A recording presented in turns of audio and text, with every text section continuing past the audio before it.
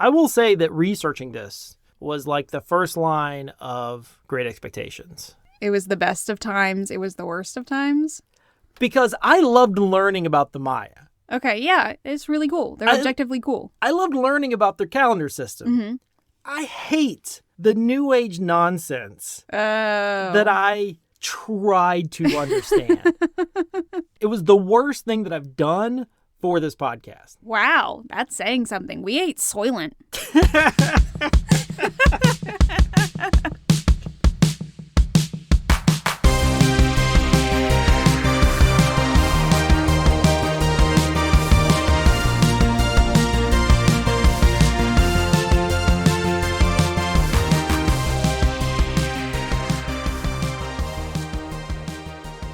Welcome to Mystopian, the podcast that evaluates the past apocalyptically inaccurate predictions about the future that we now live in. Because why have our world destroyed by solar flares when it can be wrecked by social media flares instead? Wow. Is that good? Is that not good? That's good. That's fine. All right. That's all right. I am your host, Patrick, joined here by my co-host, Alex. And Alex, where were you when the world ended? Ooh, what? The world ended? You know what I'm talking about. December 21st, 2012. Oh, that one. I was going to say, so it was election night, and we were having a party, and it got quiet, and everyone went home.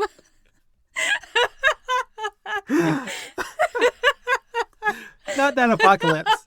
Okay. We'll go back. Okay.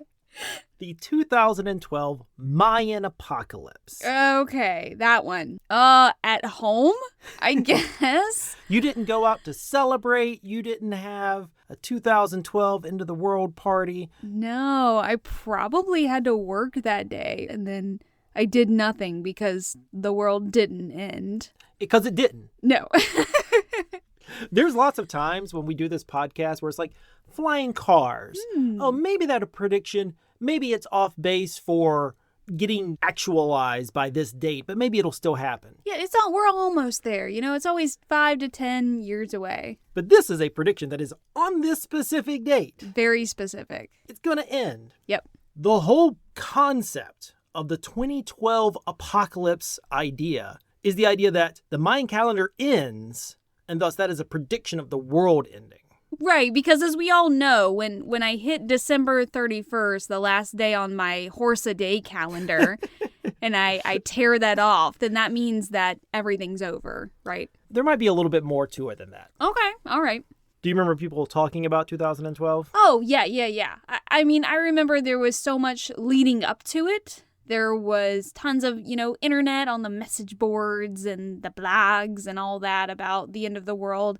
I feel like most sensible people, I'll say, knew that the world wasn't going to end. But I feel like there was a certain subsection of people that genuinely thought that, and it was really weird. Do you think people actually thought it? Because that's a big question I've had researching this. How many people actually thought that the world would end? I know it's not zero.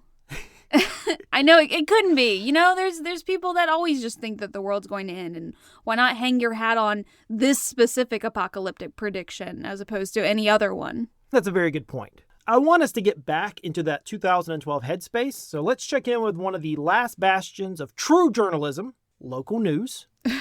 Okay. We're going to see a report made about how people were coping with the dire predictions of the end of the world in 2012. Okay.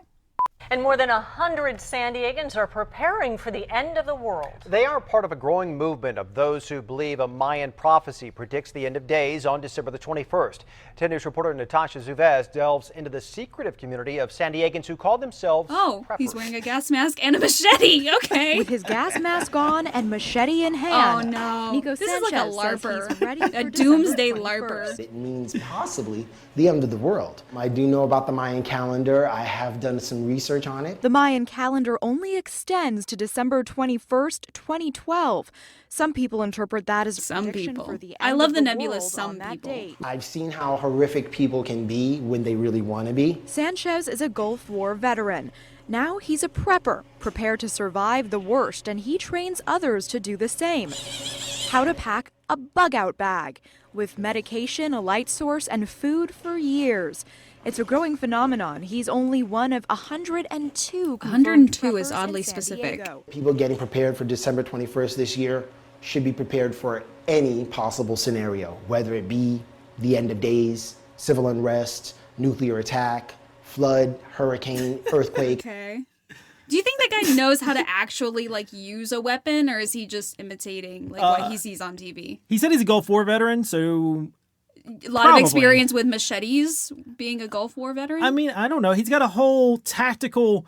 I mean, this is what it is, right? So he owns some type of tactical shop. And so he's hoping for 112 so he can get 10 more customers. I feel like there's going to be just a lot of that. There's going to be a lot of that. Just a preview of this episode. It is a lot of people who are joining in on like a panic that they don't believe in, hoping to sell some stuff. Notice they didn't talk to somebody who genuinely believes the world is going to end. Those people, either they can't find or they don't really want to put on TV. I have to imagine it's the second one, right? That you can't put those people on TV and consider yourselves like a reputable news source. So as that clip continues, Alex, there's an academic who comes on and he tries to be the calming voice, to be like, no, the Mayans didn't actually predict that the world was going to end in 2012. Well, yeah, I mean, if you're the news, you want to be able to present the facts and all that, but the news also can't resist a spectacle, so they want to trot out the crazies first, and then you save the actual, facts buried at the end of it. It's both sides, Alex. I feel like the bulk of what academics are constantly having to do is just get people to calm down about whatever weird, like, viral internet thing that's gotten them super worked up. Right. Well, the first thing that I'm going to say is that the whole Mayan prophecy world-ending idea begins in academia. Oh. And then finds its way out into the world. The conspiracy is coming from inside the house. So I think in order to understand this, we got to go back a little bit. We've got to talk a little bit of history. So very briefly, who are the Maya? Oh, you're asking me. That was not I thought that was like, a heading, a rhetorical question to kickstart us. No. He's just looking at me very expectantly. I'll preface it with your name. Alex, who are the Maya? They are a group of people who still exist. They are not extinct or anything like that. They are one of three main Mesoamerican groups of people that have existed for thousands of years. I think that they're the only one of the three that their culture is largely still intact. I think that's correct. You had the Inca and the Aztecs and then the Maya. The Maya, I'm trying to remember, I think that they were like lower Mexico into Central America area. Southern Mexico, Yucatan Peninsula, Guatemala, Belize, Yeah. Western Honduras. Yeah. And beyond that, I honestly don't know very much about them. Well, they grew out of the Olmecs, just like the Aztecs did, which is why the Maya and the Aztec do share a lot. There was a lot of cultural transmission there. Okay. From 300 to 900 CE, they were very centralized and hierarchical. They built a bunch of temples and cities. That was, in the classical sense, the height of their civilization. They abandoned a lot of their cities. Right, and we don't really know why they did. We just are seeing all the evidence of these abandoned cities, and there's lots of theories, obviously. Things like maybe disease or Civil War. something like that. But we do know at some point they left the cities. Yes. They were amazing at understanding astronomy. This was a huge part of their culture and a huge part of their religion. They had detailed calculation about the motions of the stars and the moon and the sun and Venus. They were not the Aztecs. Right. And I want to make that very clear because it's very easy to confuse the two. They had different number systems and language and, different religion, although there's some cross-pollination there, different calendars. They were different people.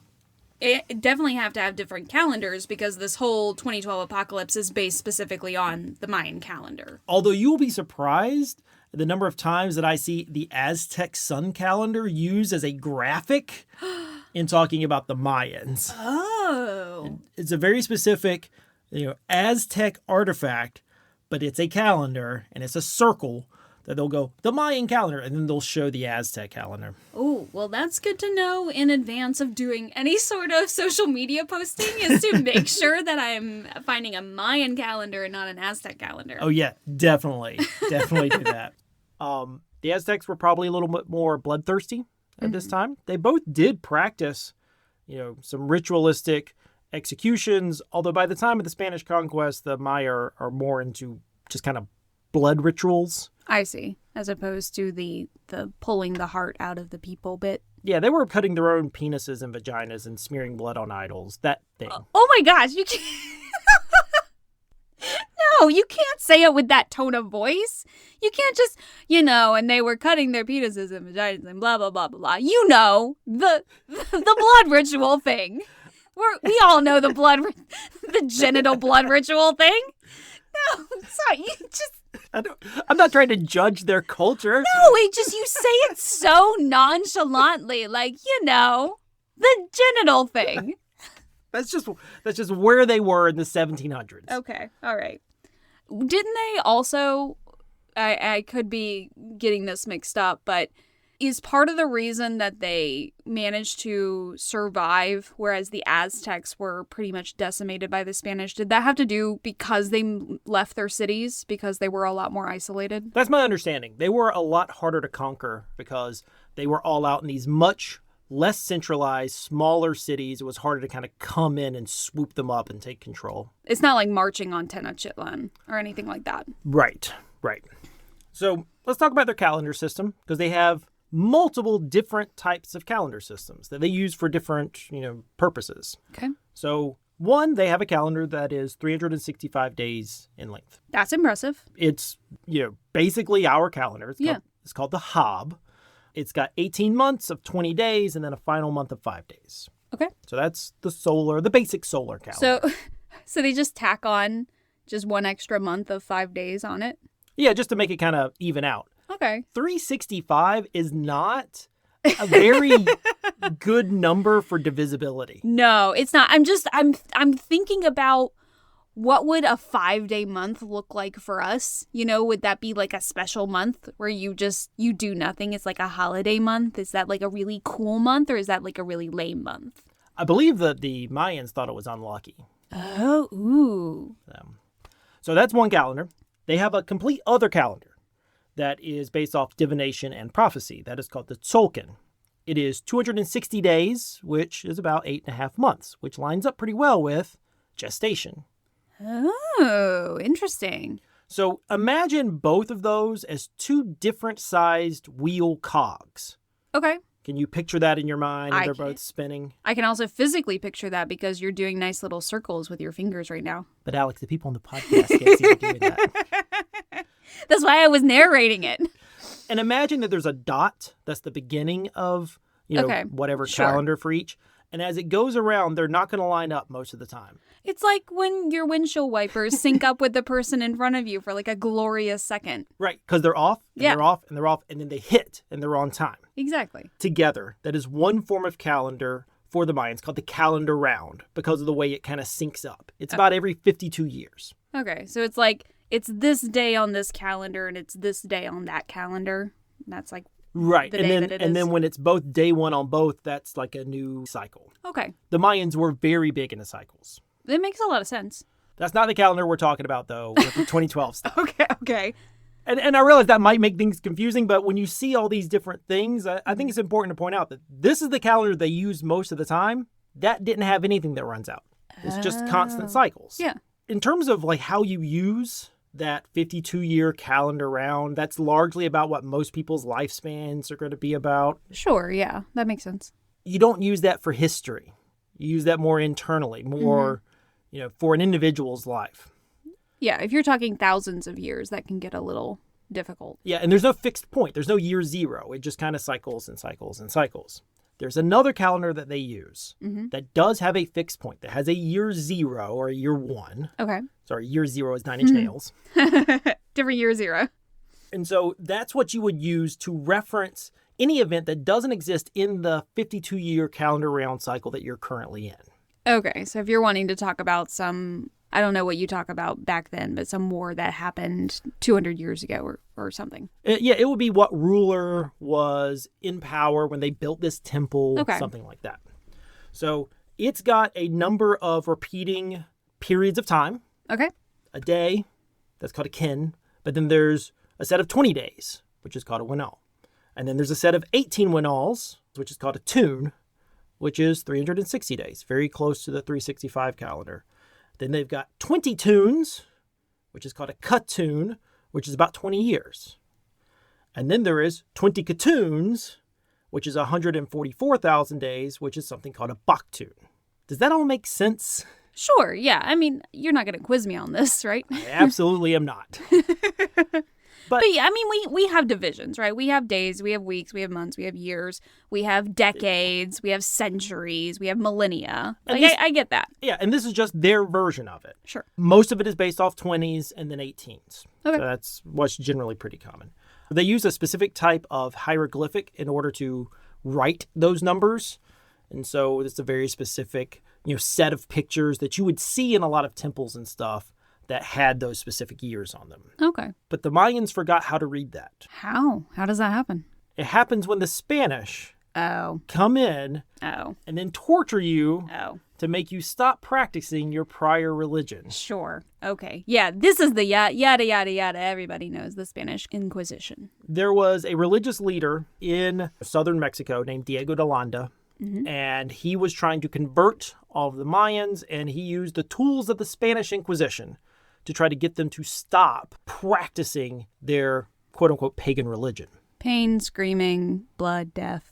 And he was also fascinated with them, so he actually wrote down a lot of stuff that they said. Oh. Because he wanted to know it. He just didn't want them to do it. He just didn't want them to do it. Sure, yeah. And then there was one time where people were backsliding, praying for rain, and so he took up all of their books and had a huge book burning. Oh my gosh. So they had books like on paper and all of that? Yeah, they had what we call codices. So it was bound and, it was very much like what we would think of as a modern book. And so it was all basically eradicated. We lose almost every written work of the Maya from the time period. Only 4 that we know of survive. So there's the Dresden Codex, which is in Dresden, there's the Paris Codex, and there's the, I think, Madrid Codex. Oh, so we're going to name them after European cities where we move them to, as opposed to give them the names of, like, the places that they came from? Yeah, and we only found the 4th kind of recently. So for a long time, we only knew of 3 that survived. You'll be shocked to learn they're still in Europe. Oh, they don't want to give them back? I am so shocked that the European museums want to hang on to those. So it's not until the 1800s when people start kind of trekking through the jungles of the Yucatan, finding these really cool old archaeological sites that people start kind of looking back. The Dresden Codex comes back up at this point because it gets a really important reprint. People start to look at it and they start to try to figure out what these glyphs mean. In the early 1900s, there's a German named Ernst Forstmann, who's a librarian at the Dresden Library where the Dresden Codex is. He starts to figure out how the calendars work, but he's pretty much only able to figure out the number system. Okay. What he doesn't know at this time period is how it lines up to our calendar. So he can kind of figure out the internal chronology of the Mayan people at the time. What he cannot figure out is exactly when something happened because he can't match it up. I see. Syncing issue. It's a syncing issue. And then in the 1930s, you have 3 academics, Joseph Goodman, Juan Martinez, and J. Eric Thompson, who figure out the correlation. This is called the GMT, for their names, correlation. And it's not perfect, so you will see if you look through any books from even through the 60s, sometimes they'll say that it ends in December 23rd, sometimes it'll say December 21st. They're kind of working it out, but they largely lock it down to when things happen in this long count calendar. Do you know how they were able to do that? Was it based off of like phenomenon that we can pinpoint a date that's mentioned in both? That's exactly what it is. There were things that happened that, and this is where I'll come back up to Diego de Landa. De Landa was fascinated by the Mayan people. A lot of what we know about pre-Columbian people comes from his writings where he describes it. So if he hadn't written about it, we would know a lot less. But also, if he hadn't destroyed everything, we would know a lot more. He destroyed everything, but he kept great journals. So thanks for that. But through his written work, you are able to find some things that they can then line up to other things that we knew. And then there are astronomical observations that they can then line up to things we know happened in astronomy. And that's how the GMT correlation is created. But you might be asking yourself, how do we know it ends? Yeah, I mean, the whole basis of the 2012 apocalypse is that it's supposed to be the end of the Mayan calendar, right? Right. Like, that's the latest that it goes, which always seemed kind of ridiculous to me, but that's what everybody was hanging their hat on. What did you picture whenever they said the Mayan calendar ends on December 21st, 2012? What I'm remembering are like History Channel documentaries that I think were on and all kinds of little like specials that were running. And I knew that there was some sort of cycles. There were cyclical calendars. And it was something about how there's been lots of different cycles, but it's like approaching the last one. Like thinking of it almost like a row of circles. And we're approaching the very last cog in the line, basically. That's pretty good. That's not bad. That's a lot better than what I always pictured. Okay. I pictured a big tablet that had like year one up in like the top left-hand corner. And then last year, world ends down at the bottom right-hand corner. Okay. So you pictured like an actual calendar, like a year at a glance kind of thing? They said the calendar ends. I thought you could see the whole calendar. Okay. I want to talk about how they actually knew the calendar, quote unquote, ended. Okay. Essentially, they found all these dates. They're able to work back to a creation date. Because Okay. that makes sense, right? Sure. Yeah, because numbers you can tell. And they were able to figure out that is August 11th, 3114 BC. Okay. But one of the things you have to understand about the Mayan Long Count calendar is that even though there is a fixed beginning, Right. and then there is an assumption that there is a fixed end, it's still a cycle. Okay. Yeah. So we have the calendar round, which is a series of cycles. Right. But the long count is a transcription of the great cycle. Okay. Yeah. So just because this great cycle ends, it is a cycle. So there should be another great cycle. At the very least, that's the assumption. Okay. And part of that is based off of a different Mayan work called the Popol Vuh. Oh, I know that one. Tell me about the Popol Vuh, since you know that. Well, I know a little bit of it. So with my 10th graders, it's an emphasis on world literature. And so I try to pull different things. And there were a couple of years where I pulled an excerpt from the Popol Vuh. And it was specifically focused on the creation. It was their Mayan creation myth. It focused a lot about the creation of man. So the gods attempted to create man, and like the first two iterations of man failed, I think. I think the first time they tried to create man, they made him out of mud, and then that failed. And then the second time they made them out of wood, and that failed. And then the third time, the one that stuck, was they made man out of corn, out of maize. And so that is why maize and corn is so important, not only culturally, but like religiously amongst the Maya. Right. That is an excellent summary of that. And the Popol Vuh is not really an ancient text. Oh. It dates to the 1700s. Oh. But is based off a longer oral tradition. Oh, okay. So it's like the physical text is from the 1700s, but it's like written down stuff, kind of like Celtic myths. We've had Celtic stories for thousands of years before somebody wrote them down. But imagine that with those Celtic myths, there are a lot of Christianity-specific references built into it because that was what was going on at the time. Well, to be fair, there are with a lot of the Celtic myths. So there are references in the Popol Vuh to the creation corresponding with the beginning of this long count calendar. And so when you look at the creation date that is literally listed in the long count calendar, when it's expressed the way the Maya expressed it, it's 13,0,0,0. Okay. And then it rolls around to 0,0,0,1 and keeps rolling up. Oh, okay. I see. So the assumption is, and I think it's a decent assumption, that the epoch that predated the current Great Cycle had a total of 13 Baktuns. And that's why it ended with the 13. Yeah, that makes sense. And thus, the assumption is that the current Great Cycle would also have 13 Baktun. Okay, so that's where they got the whole ending part from? Right. It's not explicit. It doesn't say this is going to have 13 Baktuns. The calendar doesn't run out. There's no specific predictions about it. It's just an extrapolation of that data. Because the previous one was 13. Right. And I should note, not everyone agreed with that line of thinking. The Thompson of the GMT correlation thought that the Baktun Great Cycle would be 20 because everything was 20s. Yeah, that was the basis for, like, their months, was 20 days, right? Almost everything else is 20 or 18. Yeah. So 13 kind of stands out. But there are other things that point out that the cycle was probably 13. There's some stelae that reference 13 as a number for cycles. So it probably is the end of the Baktun cycle, but it's not obvious, and the calendar doesn't exactly end with that. In fact, there are larger numbers as a part of the calendar system. There's Pictuns, which are 20 Baktuns, or 7,890 years. And I won't read all of them because I'm going to pronounce them wrong anyway. But it goes all the way up to a Alatun, which is about 63 million years. Oh, geez. So these are numbers that they've referenced.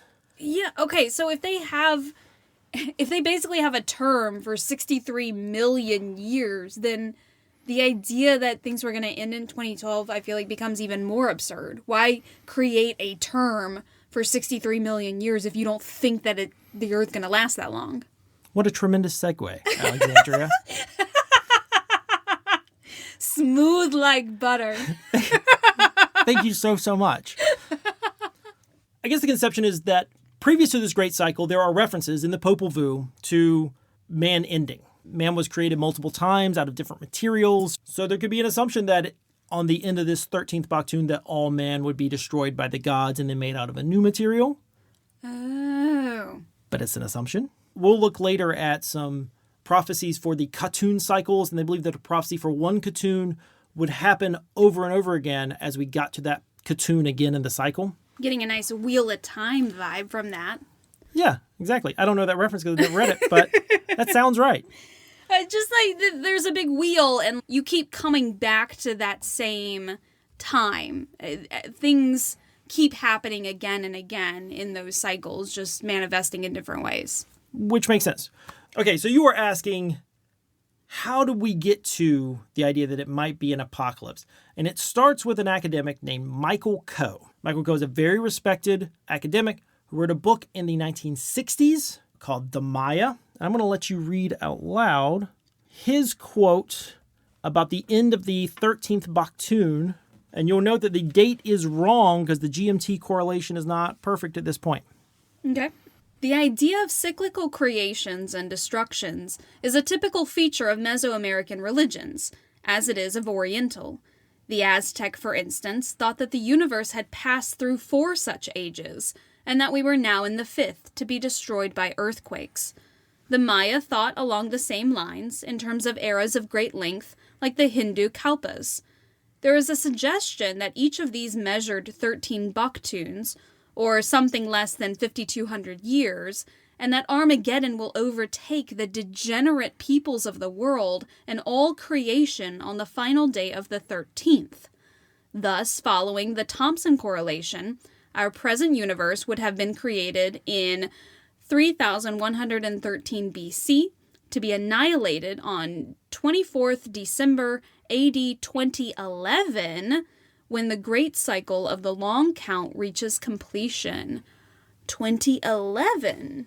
You can see they haven't figured out the dates yet. Right. And it's December 24th. Right. A big part of the overall 2012 phenomenon is really the idea that it happens on the solstice, which they hadn't yet worked out in 1966, at least not definitively.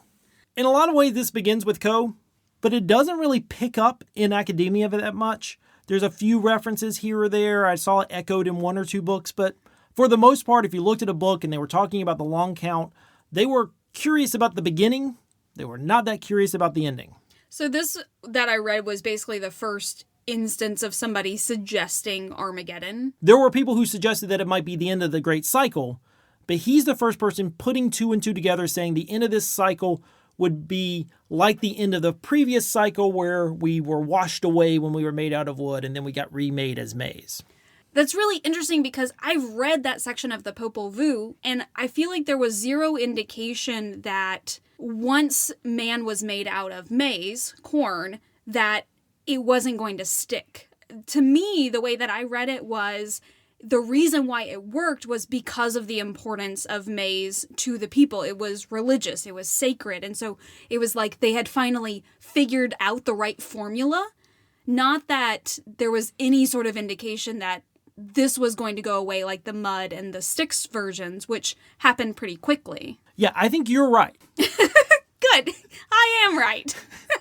My basic reading comprehension is good. Honestly, I've read a couple of quotes from Coe on this, and I just think he thinks, like, kind of hinting at it being an end is kind of fun. Like, I don't think he's really serious about it at all. It was just like throwing things out into the ether to see what sticks. And identifying that there are cycles. And so going, oh, well, last time ended. Maybe this time's going to end with a bang, which I think's something that he says in the early 90s. Okay. But it gets picked up by the New Age movement. Mm-hmm. I will say that researching this was like the first line of Great Expectations. It was the best of times. It was the worst of times. Because I loved learning about the Maya. Okay, yeah, it's really cool. They're objectively cool. I loved learning about their calendar system. Mm-hmm. I hate the New Age nonsense that I tried to understand. That's your first mistake, is trying to understand it in any sort of logical way. Yeah, because you can't. No. You can't. It was the worst thing that I've done for this podcast. Wow, that's saying something. We ate Soylent.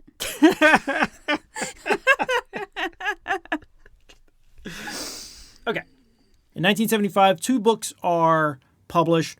One is called The Mexico Mystique, The Coming Sixth World of Culture by Frank Waters.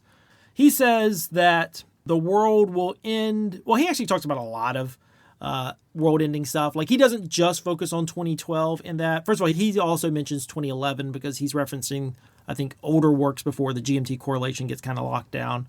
He says, in 2001, the axis of the Earth will change, the poles will shift, causing cataclysmic upheavals. And he says, December 24th, 2011, the world will be destroyed by catastrophic earthquakes. I feel like that the whole pole shifting thing was another thing I remember hearing about 2012, was that was what the apocalypse was going to be, that the poles were going to shift. Never minding that, yes, the poles do shift, but it's over the course of like hundreds of thousands of years. They're never just going to wake up one random Tuesday and suddenly north is south. I think the pole shifting of the sun happens much more quickly. I think there's like a 20-year cycle on the sun. But still, 20 years is not the same thing as the aforementioned random Tuesday. Yeah, and it also doesn't matter. The pole shifting in the sun doesn't matter to us. I mean, that is a huge part of the overall solar flare cycle. And sometimes solar flare cycles are more active. And to get ahead of myself a little bit, there was some prediction that maybe 2012 had to do with a really active solar flare cycle, which turned out to not be an active solar flare cycle. So the scientists were like looking at the beginning part of the cycle, and they would change their information based off of the data, going, oh, we think it's going to be bad. Oh, wait, no, it's not. But the New Age people never adjusted. They took the original quotes and just would like run with it. I see. There was another book in 1975 called The Invisible Landscape, Mind, Hallucinogens, and the I Ching by Terence and Dennis McKenna. They become very huge in the 2012 movement, especially in the 90s, but they were obsessed with it already at this point. And oh my God, I hated reading anything related to this. Why? Oh my God. So they believed that there was a revelation that they got from doing hallucinogenics, that the oversoul of the human species would change, that the meta-connectedness of the 20th century would be precursed on the end of history, which is December 22nd, 2012, on this 0 date, which coincides with the terminus of Mayan calendrical time. They postulate the world will come face to face with the transcendental other that haunts time like a ghost. They believe in something called a novelty theory or time wave theory about how history compresses. You know what? I'm going to make you listen to this guy. Oh my gosh. That's just words. Like words strung together. it's like that psychological thing where it's like you just put random words together in a sentence that's grammatically correct, but it makes no sense. Green dreams sleep furiously is a grammatically correct sentence that makes no sense. That was the entirety of what you just read for me. Grammatically correct, but makes no sense. So I'm just going to let you watch a little bit of this guy. We can stop it at any point. Okay. I spent a lot of time just trying to listen to some of this stuff. I hate it. I hate it so much.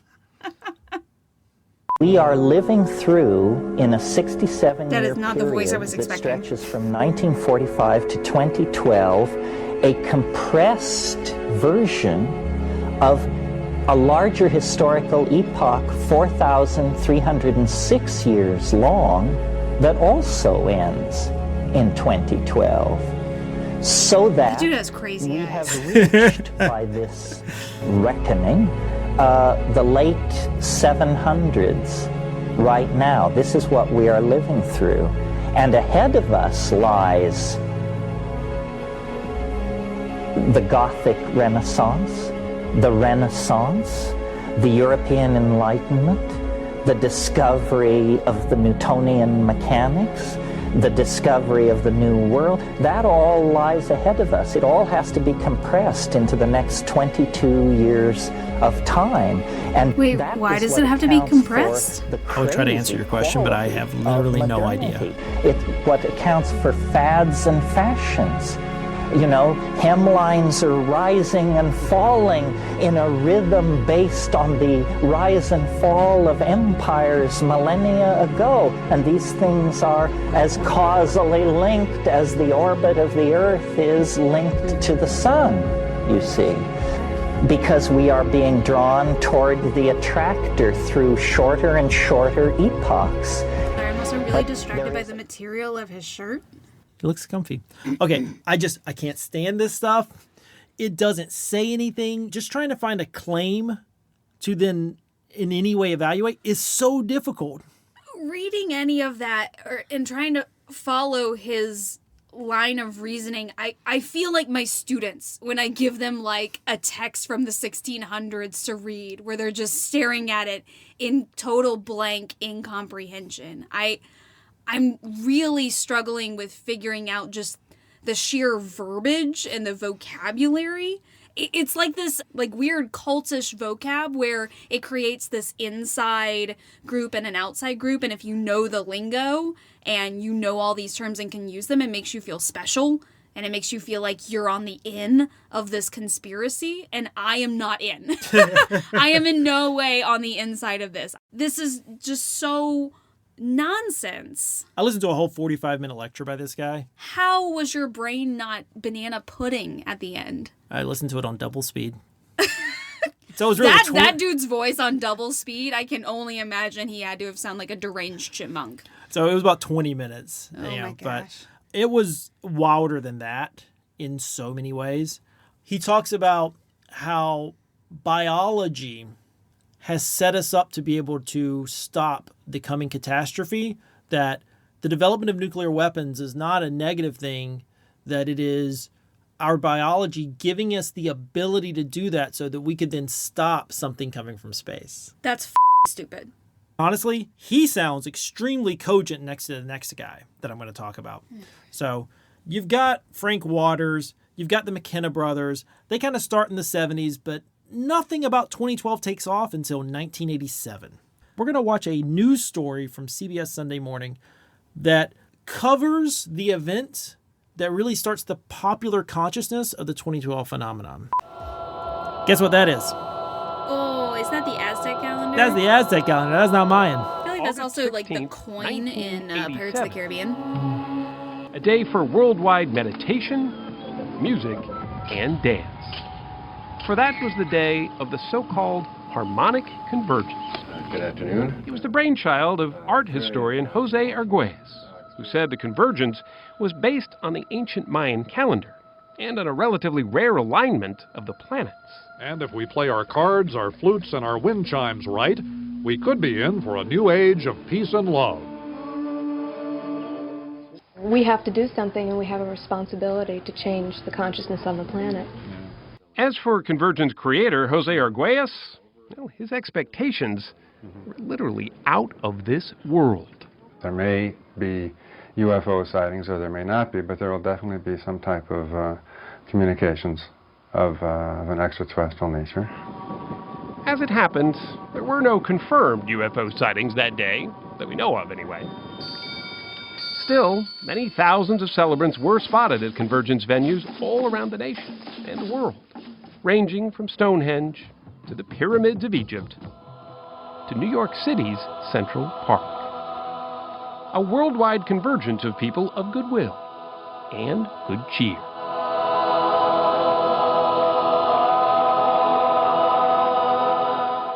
I mean, it's the stereotypical news piece about New Age hippie people where they're all dancing and making, like, Om chanting sounds, and you've got the singing bowls and all of that. I feel like it's just all painting the stereotypical picture of New Agey people. Aren't they weird? I'm not entirely sure what the Harmonic Convergence is referencing. So, Jose Arguelles was a Harvard professor. He got a PhD from the University of Chicago, part of the 60s and 70s counterculture. And he hosted a 2-day conference in 1987 around the globe, Stonehenge and Mount Shasta and Mesa Verde. A lot of the sites seem to be in America, but whatever. The goal was to get 144,000 people to create a field of trust to ground the new vibrational frequencies coming in at the time. He thought that they were starting something that would get to 2012, this overall consciousness that would be raised. This was a New Age launch party? This is a New Age launch party. So he was really focused on 2012. He thought that we would contact aliens in 2012, that we would start getting some rumblings a little bit before then, and we would come into contact. I like how all these different people seem to set their hat on, like, a specific thing that they just know is going to happen. Oh, 2012, that's going to be when the poles switch. 2012, that's going to be when we make contact with aliens, obviously. 2012, that's when we're going to be having earthquakes and floods. Like, they're saying these things with such tremendous confidence. And I don't think I've ever said anything with that much confidence. I haven't said a McDonald's order with that much confidence. And I order the same thing every time I go. Like, they are starting movements. Like, people have given up their whole lives to follow these people who are just able to just say it with their whole chest. Like, we are going to make contact with aliens in 2012. I'm just saying I would love to bottle that up and just drink that when I have to make a phone call. And what I don't understand is, what does any of this have to do with the Maya? No, nothing that you have shown me part of this New Age movement of 2012 has a single person in there that I think even looks vaguely non-white. Yeah. Arguelles believed that the Mayans were managed by a race of galactic masters from star bases. Oh my gosh. This is like getting into Scientology-like territory. Basically. He said in his book, The Mayan Factor, that also came out in 1987, that human history is shaped in large part by a galactic beam through which the Earth and Sun have been passing for the last 5,000 years, and that a great moment of transformation awaits us as we arrive at the beam's end in 2012. Based on what? Based on what evidence? What are you pulling this from? What data? What galactic beam? You can't just put the word galactic in front of something and it just sounds true. Like, this is insane. I'm sorry. I'm getting, like, really upset. Like, as somebody who appreciates just basic logic and reasoning and who teaches line of reasoning to my students, just people just saying stuff with absolutely nothing behind it blows my mind. You know how I've gotten, like, these far-off looks for the past week? That was all just inside me, and I am enjoying so much it coming out of you. I just, like, these people make money. They have made money off of this. How do I do this? How do I just become a person who says things and people go, yeah, that sounds right. First, get rid of all your scruples. Ooh, but I like my scruples. I need my scruples. Arguelles later goes on to develop his own calendric system called Dreamspell, and honestly, I don't care to explain it even a little bit. Write fiction. Just write a book. He replaces linear time with a loom of resonances that users navigate with a galactic signature based on the day of their birth. It's just wild. It's wild stuff. Let's switch over to pseudoscience for a little bit. Oh, we weren't in the pseudoscience yet? Let's get more firmly into pseudoscience. Oh, God. So there was a guy from the 70s called Zecharia Sitchin who usually wrote about Sumerian culture. He didn't actually write a lot about the Maya, but he believed that there was something called the 12th planet named Nibiru that had a highly elliptical orbit, and it also had aliens called the Anunnaki. Is this Planet X? Or is this a separate planet? Well, a lady in the 90s named Nancy Leader founded a website called Zeta Talk. And in 1995, she wrote that this highly elliptical orbit meant that the Earth is in danger of colliding with Nibiru, which she also calls Planet X. Okay. And that it would probably happen in 2003. Oop. When that didn't happen, guess what date she picks? Oh, okay. Then that's the typical modus operandi of any sort of doomsday person. Anybody who has a specific date that something bad is going to happen. When that date passes, do they say, "Oh man, I guess I was wrong. Man, that's crazy." No, they move the goalpost. They change the date. What's interesting to me about a lot of especially the more scientific scares of 2012, is I feel like that didn't happen. People being scared about solar flares or scared about asteroids or being scared about poles flipping. They didn't then say that it would happen in 2018 and 2030. They just kind of went, oh, whatever. Even though all of those things, outside of maybe the poles happening, but solar flares could disrupt things. Sure. Asteroids are a danger. We don't need a date tied to those to worry about them if you want to worry about them. But they just went, oh, 2012. That didn't happen. Okay. I just wonder what these people did after 2012. What did they do? None of these people are super old. I'm assuming that they were still around. 2012 came and went, and they've spent their entire lives dedicated to this big event that just nothing happened. Well, a lot of them just move on with the grift. They say they weren't that tied to 2012. Most of them aren't even always talking about the end of the world. Arguelles is talking about, universal telepathy. That sounds horrifying, by the way. A hive mind? I gotta be connected with Joe next door? The post-2012 world will be a world of universal telepathy. That's it? That's the prediction? That's the prediction. No, but what does that mean? I don't know if the guy I pulled that from, asked a follow-up question. I know I wouldn't want to hear him talk about it anymore, so... So let's pull this back a little bit, because as we get into the 90s, New Age is going off, pseudoscience is going off. A lot of this discussion is happening in late night radio, because back then that's what it would be, these shows that would air from 11 to 2 that would talk about Bigfoot and UFOs. They were also talking about 2012. Sure, this was the X-Files, the lone gunmen kind of people. Right. Was that what they were in the X-Files? That group of guys? Sweetheart, I've never watched the X-Files. What? You also know this because we started watching the X-Files and we didn't finish. Oh, that's right. How? I don't know. How did you make it through the 90s with never watching the X-Files? It's called not having cable, and Fox came in real fuzzy. Yeah, the X-Files was on Fox. That was not cable. I couldn't see it. There was white snow whenever I tried to watch it. I grew up in the country. We didn't have... No. That's not an excuse. I grew up in the country too, Patrick. Okay? I grew up in the country too, and we still had Fox. Could you see it? Yes. When you watched it? Yes, I could. I could not. It was such a big deal. That was the one time I got to stay up late. Well, I wish I could have watched it. I think I would have loved it. You could still watch it. You realize that, right? It exists. It's not the same. It's not the same. Go back and watch any 90s show. It's not the same. That's fair. So, anyway, in the 1960s, a concrete factory was built in southern Mexico.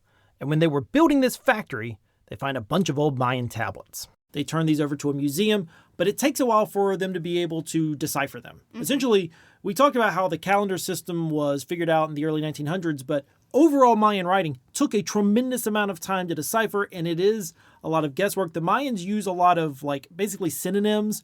They'll write different sounds in the same way. They'll make references It's an idiosyncratic language that's very difficult to parse for outsiders.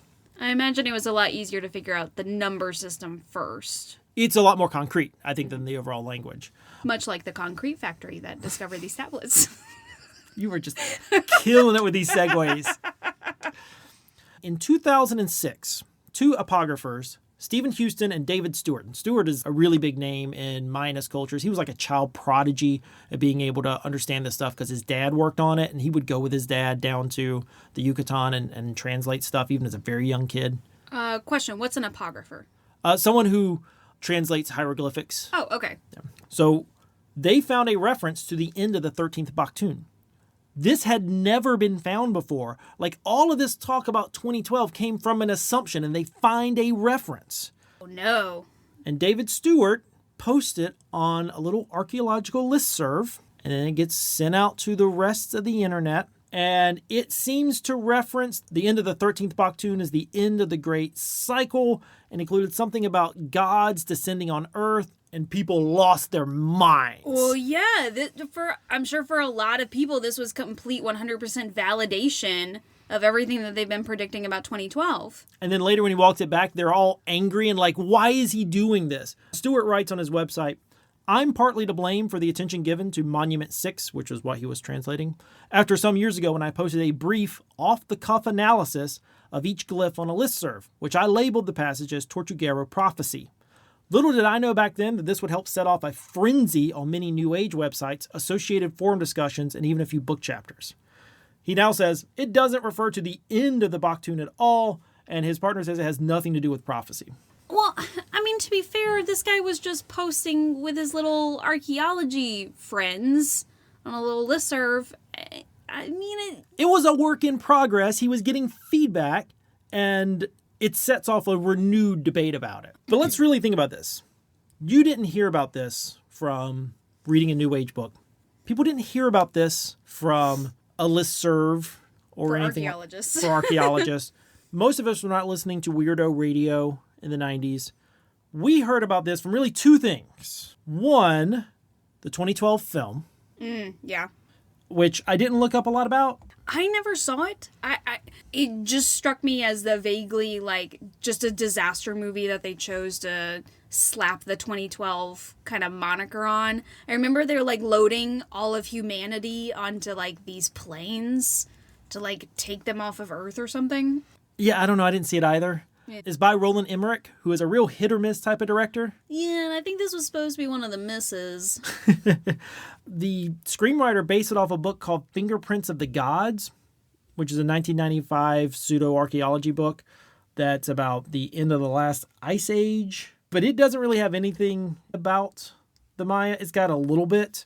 It feels like it's just hopping on to the overall cultural consciousness without thinking a lot about the Maya. It's just, this is a date people are talking about. We'll use that. Yeah, I mean, it was a disaster apocalypse movie in the style of Day After Tomorrow and Armageddon and Deep Impact and all of those. And it was just slapping a date on it.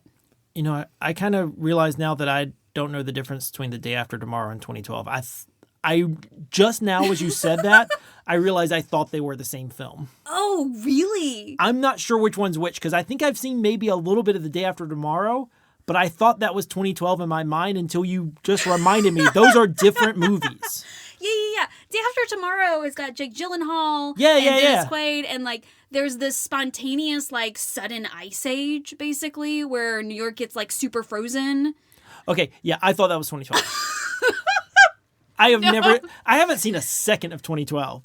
I was like, oh, I'm not going to watch any of that because, you know, I've seen a little bit and it's not about it. Now I know I should have looked at it because I haven't seen a second of it. 2012, I remember, I think that it had like the oceans rising and the poles shifting and like it was just like the earth breaking apart. And Day After Tomorrow is also pseudoscientific. It was that climate change caused an ice age. Yeah. Okay. Over like the course of like 2 days. Yeah. Because that's how it works. Anyway. So a lot of people maybe first heard about this from that film, but a lot of people, I would argue that at least the same number of people learned about this from History Channel documentaries, something you mentioned earlier. Oh, 100%. It had to have been from the History Channel that I got any sort of basic awareness of the 2012 apocalypse. Well, I want to show you, Alex, one of those documentaries. I want to do a deep dive into the insane interpretations of Mayan myth that they reach. Okay. But you know what? What? We don't have time. So you know what that means. No. What is that? I don't know what that means. It means we're going to have a part 2. Oh, part 2. It's like that Seinfeld joke about you're watching TV and you're like, they're not going to have time to wrap this up by now. Ending on a cliffhanger. Classic. Ending on a cliffhanger. All right. So join us in 2 weeks. 2 weeks. Because we're going to go deep into this, and it's going to be infuriating. Oh, no. And funny, but mostly infuriating. Can't wait.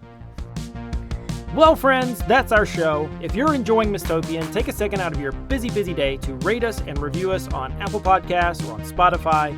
It's a great way to help us make sure that this podcast has a future. Another thing you can do? Share us. Share us. Tell a friend, a smart friend who likes to learn things and who might like us. Doesn't even have to be a friend. It can just be some rando. It also doesn't have to be a smart person. We're not. Speak for yourself. I'm brilliant. You are. It's true. You are. We would really appreciate it. You can find us on all of the major social media outlets, as well as the hollowed out husks of a few as well. We'll be at Mistopian Pod, and please drop us a line, send us a DM, let us know that we have some friends out in the universe. That's the type of harmonic convergence that we need. Much better. You can also follow Alex at I Am The Best Alex, and you can follow me on Shelfari, where I'll be pulling out of context quotes from New Age books and providing my own incredulous commentary. Until next time, remember, our world today is neither utopian nor dystopian. It's simply mistopian.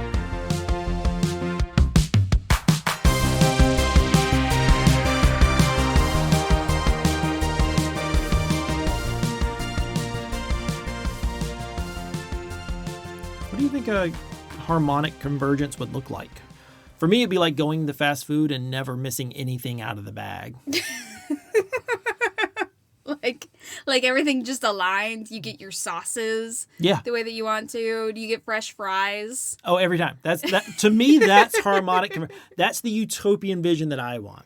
Harmonic convergence for me is when all the lights are green on the way to work in the morning.